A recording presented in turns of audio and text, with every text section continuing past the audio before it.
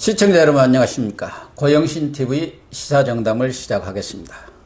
시청자 여러분, 문재인 정권이 비판 언론에 대한 노골적인 체갈 물리기에 나선 모양입니다.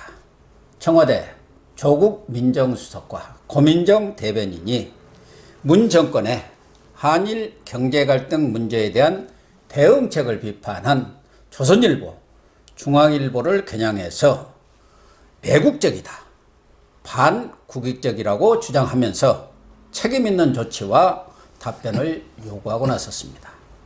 지금 저희가 방송을 하는 동안 청와대에서는 문재인 대통령과 여야 5당 대표 간의 회동이 열리고 있는데요. 과연 갈등을 풀 해법이 나올 수 있을지 궁금합니다.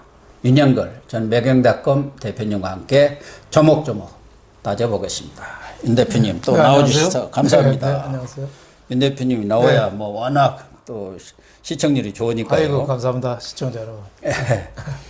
방금 말씀드린 대로 청와대에서 고민정 대변인이 공식적으로 특정 언론을 이렇게 콕 집어가지고 그 보도 태도, 그러니까 그 보도가 또는 칼럼이 여론에 맞느냐, 또 조국 민정수석 같은 경우는 매국적이다, 무엇이 국민과 국익을 위하는 것인지 깊이 생각해봐라, 이렇게 충고까지 하면서 비판하고 나섰는데 제가 보기에는 아주 매우 이례적인 일인 것 같아요. 권력이 이렇게 특정 언론을 비판하고 나선 일이 그렇죠. 흔치 않은 일 권력이 아닙니까? 언론에 대해서 저렇게 노골적으로 얘기한 적이 없죠. 그것도 민정수석이 얘기하고 다음날 대변인이 고민정 대변인이 또 받아서 특정 언론에 대해서 저렇게 비난한 거는 사례가 없는 일이죠. 저는 언론의 편집권, 언론의 자유에 대해서 중대한 도전이라고 봐요. 그렇죠. 조국이라는 분은 매국이라고까지 했거든요. 근데 매국이 누가 기준으로 매국이죠? 조국 형이 매국인가요? 그런, 조국 형이 매국 아닌가요? 형 이름이 매국인가? 지난번에 조국 민정수석이 심한 얘기도 했어요. 동학난 때 그 죽창각, 그러니까 이런 거 얘기하고 또 국채보상운동, 그 또 김현종이 일본 좋으면 그 아베 사는 동경으로 가라. 그건 또 유시민이가 얘기해요. 유시민, 이런 사람들이 매국 아닌가요? 진짜 그런 사람들이 매국이죠. 지금 언론은 한국은 준비가 안 됐고 일본은 준비가 돼 있으니 지금이라도 정신 차려서 우리 좀 하자. 이게 주류잖아요. 그러면 그렇죠. 그 언론의 편집권에 대해서 그 배경에 대해서 이해를 해야지 저렇게 내놓고 공격하는 거, 저는 그 상당히 언론의 그 자유에 대한 도전이다. 그 영화 왜 더 포스트라고 있잖아요. 그렇습니다. 뭐 베트남 전쟁 때 뉴욕타임즈 보도하고 그다음에 워싱턴 포스트가 집요하게 추적해서 정부가 거짓말한다고 보고 있거든요. 그때도 정부에서, 미국 정부에서 소송까지 하고 언론을 다 문 닫게 하고 막 그랬거든요. 그 유명한 펜타곤 페이퍼라고 펜타곤 보고서입니다. 우리 언론학에서는 아주 학생들한테 대표적인 언론 탄압 사례로 가르치는 것이죠. 그렇죠. 고 박사님이 또 언론학 박사시니까 알지만 이 언론에 대해서 정부가 저렇게 매국이라고 비난하는 거, 저는 그거는 옳지 않다 이렇게 보고, 두 번째는 이게 적반하장이죠. 오히려 지금 청와대가 더 잘못한 게 많은데 특정 언론에 대해서 저렇게 매국이라고 좀 비난하는 거, 저는 백설공주와 그 나올 때 백설공주 동화에 그 왕비가 나오잖아요. 거울을 보고 물어보잖아요. 거울아, 거울아, 세상에서 누가 제일 예쁘니? 그러니까 거울이 여태까지는 왕비님이 제일 이뻤는데 지금은 한 사람 더 이쁜 사람이 있는데 그 사람이 백설공주입니다. 그러니까 백설공주 죽이려고 막 그러잖아요. 그 동화가 시작되는데, 언론은 이 사회를 비추는 거울이에요. 언론이 보이는 거울대로 세상을 비추는 겁니다. 그러면 언론의 시각으로 보는 건데 청와대 말이 마음에 안 든다고 그거를 매국인이 이렇게 매도할 수 있나요? 저는 그러니까 청와대 시각으로 다 따라오느라 그런 얘기 아닙니까? 그렇죠. 지금 정부가 제일 잘못하는 게 오히려 많은데 저는 그런 면에서 상당히 좀 걱정이 되는데, 그 다음날 조선일보하고 중앙일보가, 조선일보는 그 기사 제목도 바꾸고 꼬리를 싹 내렸어요. 좀 그런 것 같아요. 중앙일보는 오늘자까지 사설 썼는데 아주 강하지는 않고 뭐 사설 두 개가 있는데 밑에다가 좀 작게 썼어요. 그러니까 언론이 자칫하면은 청와대에서 친일로 좀 매도할까봐 천하의 조선일보도 상당히 좀 불안한 게 좀 있는 것 같습니다. 옛날에 일제시대 때 그것까지 다 들고 나올 수도 있을 것 같아서. 예. 근데 제가 보기에는 그건 좀 있을 수 없는 그런 일이 아닌가. 물론 조선일보 같은 경우는 일본판, 중앙일보도 일본판에 그 인터넷은 좀 섹시하게 다는 건 있거든요. 그렇죠. 일본판은 일본 사람이 보는 거예요. 그러니까 일본 독자를 겨냥해서 좀 제목을 좀 과하게 다룬 뭐 그런 측면은 틀림없이 있을 수 있죠. 하지만은 청와대가 자기 기준으로 매국이다 매도하는 거는 전 언론의 독립을 아주 부정하는 아주 있을 수 없는 일이라고 봅니다. 네. 한번 우리 시청자들께서도 한번 들어봤으면 하는 네. 내용인데요. 지금 청와대가 매국이다, 국익을 해친다고 하는 조선중앙일보 칼럼이라는 게 바로 이런 겁니다. 나는 선, 상대는 악, 외교를 도덕화하면은 아무것도 해결 못해. 이런 제목으로 이렇게 이분법적으로 도덕적으로 외교에 접근하면 안 된다는 그런 칼럼을 쓴 거 하나 있고, 국채 보상, 통합운동, 1세기 전으로 돌아간 듯한 청와대. 또 이런 제목으로 칼럼을 쓴 것도 있고요. 한국은 일본을 너무 모른다. 이런 칼럼도 있습니다. 청와대가 지금 매국이라고 애를 든 칼럼들입니다. 보도.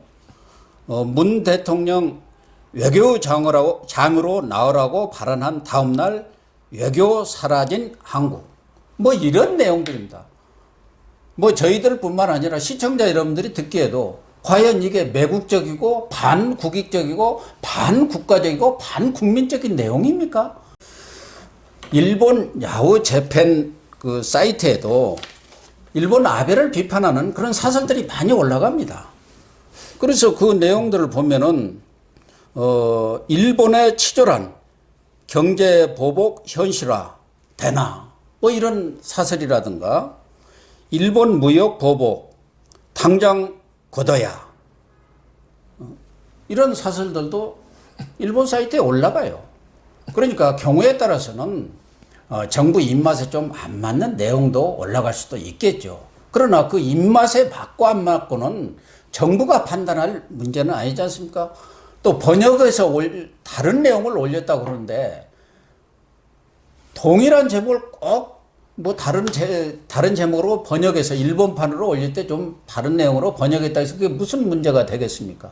예를 들면은 여기 제가 갖고 있는 요 상스레 시대 이게 유명한 뭐 무라카미 하루키의 장편 소설입니다. 원 제목은 노르웨이의 숲입니다. 그런데 한국판으로 번역할 때는 상실의 시대로 번역을 해가지고 아주 선풍적인 인기를 끌었죠.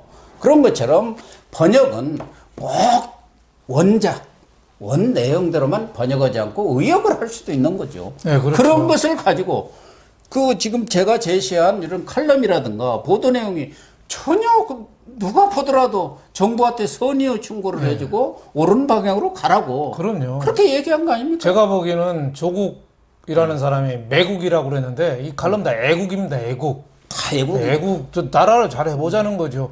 그리고 또 일본의 2005년에 아사히 신문의 논설 주간이 독도 한국에 줘라고 칼럼을 썼어요.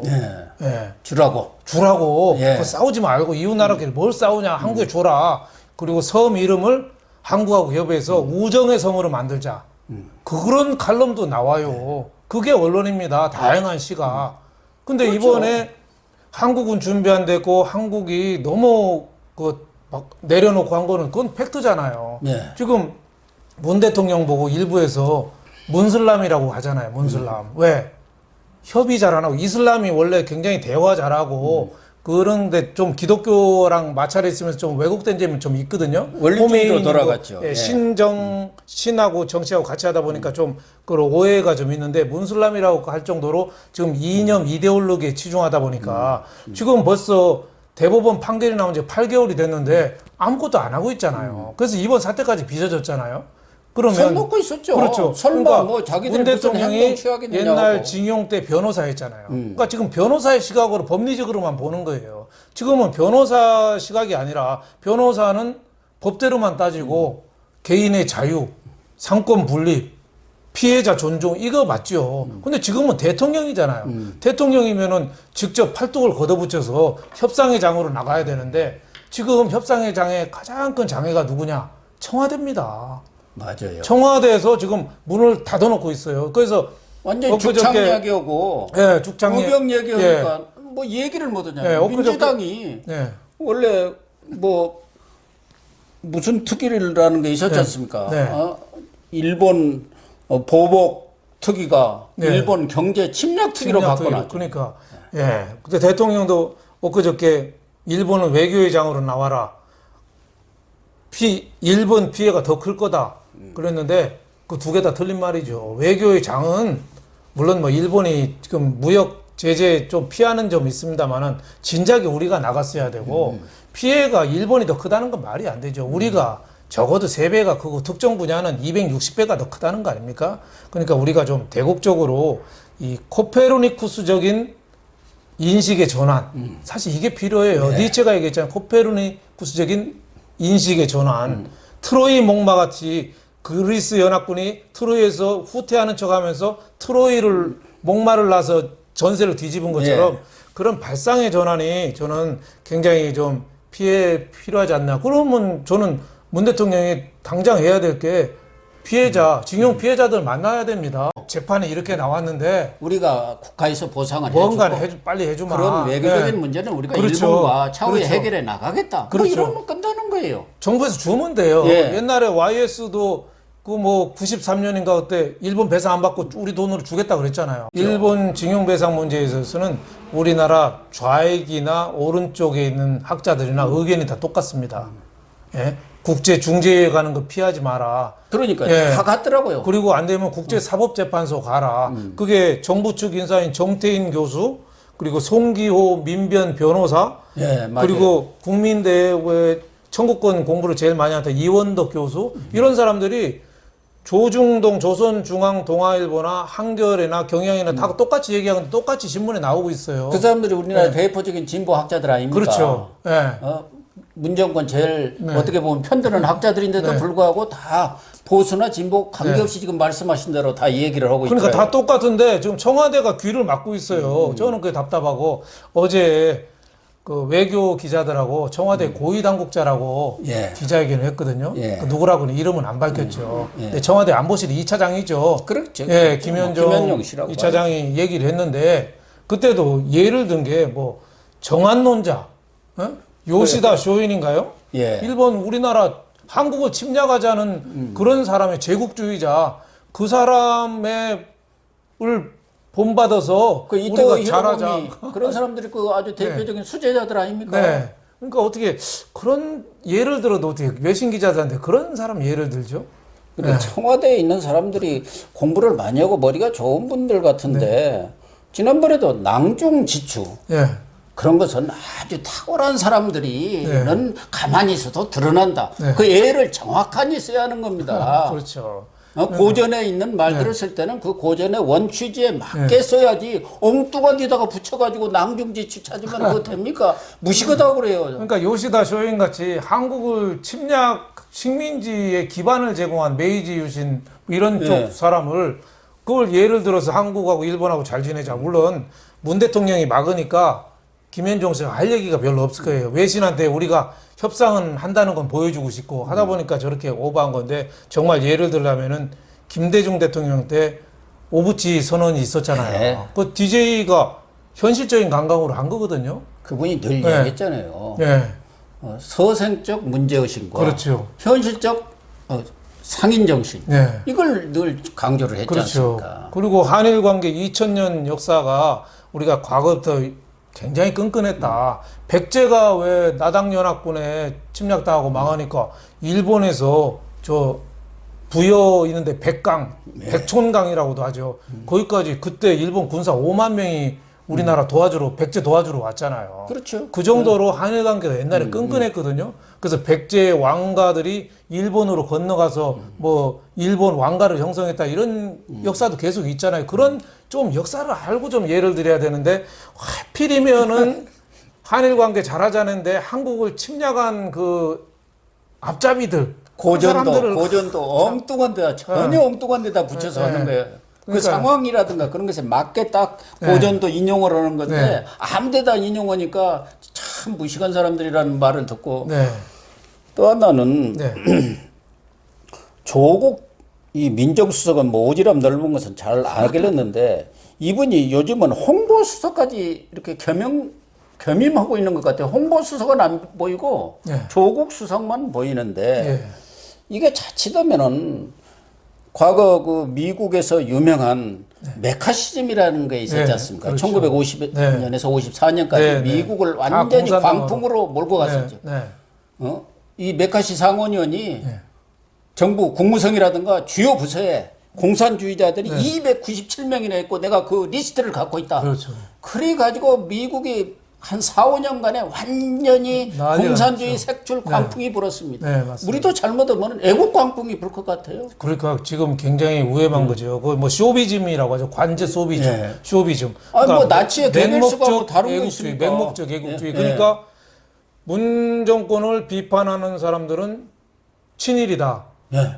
친일이고 그 사람들은 매국이다. 그러니까 윤 네. 대표님하고 저 같은 사람은 그분들이 네. 이야기하는 그 사람들이 이야기하는 토착 외구로 지금 그렇죠. 치부되게 생겼다니까요. 그러니까 문 대통령이 계속 기념식마다 얘기하잖아요. 친일 세력이 해방 이후에 기득권 세력이 됐고 특권 반칙을 했다. 그래서 역사를 바로잡아야 된다. 이게 적폐다. 이렇게 했는데 너무 거기에 앞장서는 것 같고 특히 조국이라는 사람은 민정수석 일이나 좀 제대로 했으면 좋겠어요. 지금 인사청문회 통과 안 되고 마구 임명한 게 벌써 16명이가 되거든요. 그렇죠. 장관급만 그래요. 그리고 청와대 김정숙이나 여사나 그 문다의 아들, 딸 이런 사위. 사위 이런 거 또 동서 제대로 문 대통령 동서까지도 움직임 지금 체크하고 있나요? 체크가 안 되니까 한국당 네. 곽상도 의원이 다 체크해 갖고 국회에서 늘 보고를 하더구만요. 아, 그분은 철학도 없고 벌써 법무부 장관 내정된 것처럼 자기 해명 기사 올리고 이런 게 참 저는 문 정권에 이게 몇 명 촉새가 있어요. 촉새. 촉새가 아니라 네. 저는 문정권의 최순실 같은 사람 아닌가 모르겠어요. 뒤에 앉아가지고 쏙닥쏙닥 해가지고 네. 뭔 일을 만들어내고 오히려 국익을 해치고 있는 거 아닙니까? 그렇죠. 검경 수사권 분리라든지 공수처법이라든지 이런 것도 다 퇴행하고 있잖아요. 대통령으로부터 분리되는 게 어떻게 보면 검경 수사권이고 공수처법인데 그런 거에 대한 개념이 전혀 없어요. 오히려 대통령이 다 컨트롤하게 만들어놨는데 그게 그래서 난 조국 수석 같은 사람이 굉장히 참 위험한 인물이다. 저는 이렇게 봅니다. 그리고 자기 홍보수석 일은 해야 되는데 그걸 얘기하니까 고민정 대변인이 다음날 얘기한 거는 고민정 대변인이 얼마나 고민을 많이 했겠어요. 조국 수석의 지침을 네. 받아서 했다고 지침을 봐야죠. 받았다고 받았겠죠. 조국 수석이든 권민정 수석이든 언론에 대해서도 얘기할 말이 있으면 할 수 있어요. 네. 그런데 누가 보더라도 보편적인 상식적으로 합당한 얘기를 해야 하거든요. 네. 그런 식의 언론에 대한 어떤 비판이라든가 공격은 네. 언론을 겁주고 이렇게 그렇죠. 위축하는 효과는 좀 있을지 몰라지만 국제적 기준으로 보면은 참 무식한 언론가, 그렇죠. 몽매한 언론관을 갖고 있다 해서 오히려 네. 그런 사람들의 발언이 국익을 해치는 거예요. 그렇죠. 그렇지 지금 않습니까? 성숙한 여론이 정치를 좀 이끌어야죠. 그러니까 문을 비난하니까 일본이 문을 비난하니까 문에 힘을 실어줘라. 한국이 아베를 비난하니까 일본에서 아베한테 힘을 실어줘라. 그게 19세기 발상이죠. 네. 예. 어떻게 보면 맹목적 애국주의다. 저는 이렇게 보고 여기에 대해서 아베하고 지금 문 대통령하고 똑같은 점이 저는 세 가지가 있어요. 첫째는 서로 피해보면 응징한다고 그래요. 아베도 맞아요. 피해보면 네. 응징한다고 그러고 문 대통령도 저는 뭐 별로 조총도 없는 것 같은데 피해보면 응징한다고 하고 있어요. 일본 혼낼 조총도 없어요. 두 번째는 또 맹목적 애국주의 분위기로 몰아가니까 일본의 자민당, 한국의 더불어민주당에서 일제 찍소리를 안 하고 있어요. 입 탁 다물고 있어요. 예, 왜? 그쪽으로 막 몰고 가니까 자칫하면은 매국노가 되거든요. 그러니까 당에서 건전한 비판을 얘기해야 될 사람 아무 말도 안 하고 있어요. 아까 네. 메카 시점 얘기했는데 네, 네. 그 시절에도 공화당 아닙니까? 네. 민주당조차도 입을 다 다 다물었습니다. 4, 5년간에. 네. 이거 잘못하면 내가 공산주의자로 몰리게 그렇죠. 생겼다. 예. 그러니까 지금 정치권도 예. 다 입 다물고 그 같이 초당적으로 예. 협력합시다. 뭐 이렇게 나오는데 그때 영화가 그 공산당 운동하다가 그 굉장히 고난을 겪은 그 영화 감독 그 작가 시나리오 작가가 나오더라고요. 근데 그때 희생당한 사람 메카시 열풍에 그 사람이 수천 명이 희생을 당했죠. 자기 아들 보고 설명하던데요. 빵을 학교 갔을 때 빵도 못 사온 그 친구가 옆자리에 있으면 예. 공산주의는 그 빵을 나눠 먹는 거고 자본주의는 너도 노력해서 빵 사오라고 하는 놈이 자본주의다. 뭐 이런 식으로 한 방향으로 막 몰고 가요. 그러니까 그쪽에 휩쓸리는 경향이 있죠. 그래서 저는 아베 일본이나 문재인 한국이나 똑같은 점이 피해보면 서로 응징한다고 서로 큰 소리 치고 있다. 또 측근들이나 당에서 일체 반대 없이 입 다물고 있다. 세 번째로는 입 다물는 게 아니라 지금 네. 맞장구 치고 박수 치고 장구 네. 난리 법석이죠. 세 번째로는 국민 정서에 의존해서 막 바람을 일으키고 있다. 그래서 자기가 잘못했던 실정이나 못한 거 이런 거를 이 쇼비니즘을 통해서 맹목적 애국주의를 통해서 자꾸 덮으려고 하고 있다. 그래서 자꾸 물어볼 거예요. 그럼 일본으로 가라. 이런 식으로 자기에 대해서 비판하면 너는 일본 놈보다 더한 놈이다. 이런 시민이 그 얘기한 거 아닙니까? 도쿄로 가라고. 네. 그러니까 그런 발상이 굉장히 위험한 거죠. 네. 그러니까 정부가 뭐 국익이라든가 이 국민 여론을 들먹이는데 그러면은 난 묻고 싶어요. 지금 대북 저자세 외교 네. 그것은 국민 여론하고 맞는 겁니까? 그렇죠. 국익하고 맞는 거예요? 지금 일본에 대한 이런 외교적 대응도 네. 뭐 외교적 대응도 있지도 않습니다만 이런 것에 대해서도 국가와 네. 국익에 반한다고 언론은 보도를 지금 비난하고 있는데 지금 우리 국민들 대다수는 정부가 하는 그런 초강경 정책은 맞지가 않다. 그렇죠. 외교적으로 정치적으로 풀어야 할 문제이고 이 문제는 문재인 대통령이 뭐 좀 심하게 이야기하는 사람은 뭘 쌌으니까 그 싼 사람이 치워야 할 거 아니냐. 그렇죠. 그 얘기예요. 그렇게 얘기하면 매국노라고 그러는 거죠. 아니 케네디 대통령이 쿠바 미사일 그 60년대 초에 붙었을 때 그 소련 미사일이 쿠바에 설치하려고 그랬대. 그때 그렇죠. 케네디 자기 동생을 러시아 소련 특사로 보냈잖아요. 예? 그래서 아주 이 협의를 해서 그 러시아가 소련이 쿠바에서 철수하니까 미국은 저 터키에 있는 미군 미사일 기지를 철수했잖아요. 그렇죠. 저 고위층이 막후해서 이렇게 해야 되는 거예요. 그래서 케네디가 그런 얘기도 했잖아요. 결코 두려워서 협상하지는 않겠지만 그렇다고 협상하는 걸 두려워하지도 않겠다. 그러니까 협상을 해야 되는데 지금 문 대통령은 말로만 협상하고 실질적으로 두려운 거예요. 그러니까 자꾸 빠져 있어요. 그러니까 협상에 나가면은 그에 따른 명분이라든가 무슨 카드가 있어야 하는데 어떻게 보면 명분도 약하고 뭐 일본이 이렇게 우리 기업한테 피해를 주면은 일본도 큰 뭐 피해를 당할 것이다 이렇게 어떻게 보면 허장성세를 부렸는데 무슨 카드가 없지 않습니까? 카드가 없죠. 불매운동 한다고 그게 뭐 일본한테 타격이 가겠습니까? 무슨 카드가 없으니까 자꾸 협상을 안 하려고 하는 거예요. 그러니까 당당하면 해야죠. 전국권 협상에. 그래서 그런 것을 애국적 감정에 반일 감정에 편승해갖고 이걸 지금 끌고 가려고 하는데 그것이 잘못된 것이죠. 사실은 이번에 뭐 고민정 대변인이 공식적으로 이렇게 얘기를 했지만 청와대의 기류가 완전히 그렇게 형성이 되니까 그걸 좀 대변한 것 아니겠습니까? 그렇죠. 그러니까 자신에 대한 비판을 적대시하는 거죠. 비판을 고언이라고 들어야 되거든요. 그렇죠. 일본은 한국을 충분히 연구해서 지금 무역 보복을 하고 있는데 한국은 지금 무방비로 있었잖아요.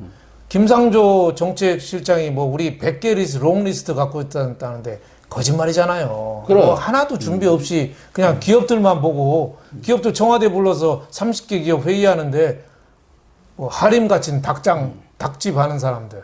예?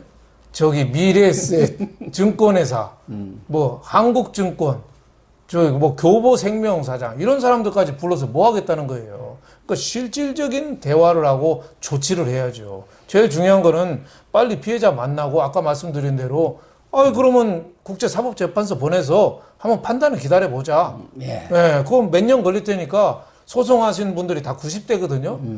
곧 돌아가실 수도 있으니까 그 사이에 못 참으니까 우리가 미리 돈은 주겠다. 이렇게 해서 판단을 기다리는 거잖아요. 국제사법재판소가 완전 완성은 없습니다. 우리가 일부 이기고 저쪽이 일부 지고 그런 거예요. 근데 참 이번에도 안타까운 게 국제기구 WTO 같은 데도 사실 김현종 외교실 안보 2차장이 사실은 거기 위원했었잖아요. 예, 위원이고 또 통상관계는 전문가 아닙니까? 그렇죠. 위원회인데 그거 그만두고 청와대 온 거 아니에요. 그러니까 이럴 때일수록 인사도 좀 너무 가볍게 한 게 WTO에 한 사람은 없는 거예요. 그러니까 안타깝죠. 그런 거는. 그러니까 언론 보도도 청와대가 그것을 가지고 뭐 국익이 어쩌니 저쩌니 매국인이 이렇게 독단적으로 판단하고 아집에 사로잡힐 일은 정말 아니거든요. 언론의 경우라는 것은. 그렇죠. 어떤 언론이 나라 망하라고 정권 망하라고 그러겠습니까? 그렇죠. 다양한 시각에서 그걸 표출을 하고 그것에 대해서 정부에서 옳은 지적이면 또 받아들이고 아니면 말면 그만인 거예요. 지금 우리나라 방송 중에 정부에 대해서 한마디 얘기하는 방송이 있습니까? 방송뿐입니까? 지금 신문 뭐 종편은 말할 것도 없고 바짝 엎드려 있죠. 언제 방송사 문 닫을지 이거 갖고는 다 방통에서 지고 있습니다. 그리고 사주들 언제 세무조사 들어올지 몰라요. 언론사 사주들. 그러니까 바짝 얼어 있어요. 지금 관변 언론들도 지금 많지 않습니까? 정부가 사실상 지원해가지고 이렇게 생명을 보존하고 있는 언론들 그건 그냥 전부 문비하천가 부르고 있고 뭐 전에도 여러 차례 말씀을 드렸습니다만 윤 대표 나라도 마찬가지지만 종편에 나가서 좀 정부의 비판적인 펜을 치고 지금 출연하는 사람이 있습니까? 거의 뭐 정부가 직접적으로 압력을 가했는지 안 했는지는 알 길이 없지만 어쨌든 결과적으로 보면은 다 쫓겨났어요. 그런 언론 상황이에요. 거기다가 일부 이제 보수 언론에서 비판한 것까지도 못 보겠다는 그거 아니에요. 그렇죠. 입 닥치고 있으라는 거죠. 그러니까 언론이 상당히 어떻게 보면 언론의 자유도가 갈수록 떨어지는 거죠. 그러니까 독재와 민주를 가리는 중요한 기준이 한 4가지가 있는데 그중 중요한 게 언론에 재갈을 물리느냐 안 물리냐 이거거든요. 폭력을 용인하느냐 그리고 사법부나 이런 데 선관위 같은 데를 장악하려고 하느냐 이런 게 몇 가지 기준이 있거든요. 그래서 언론에 대해서 조국 수석같이 서울대 교수까지 했던 사람이 저런 얘기 한다는 거는 참으로 한국의 민주주의에 반해서 상당히 걱정되는 부분. 지금 정권 잡은 청와대 쪽에서 자꾸 죽창, 의병, 국제보상운동 자꾸 이런 얘기를 하잖아요.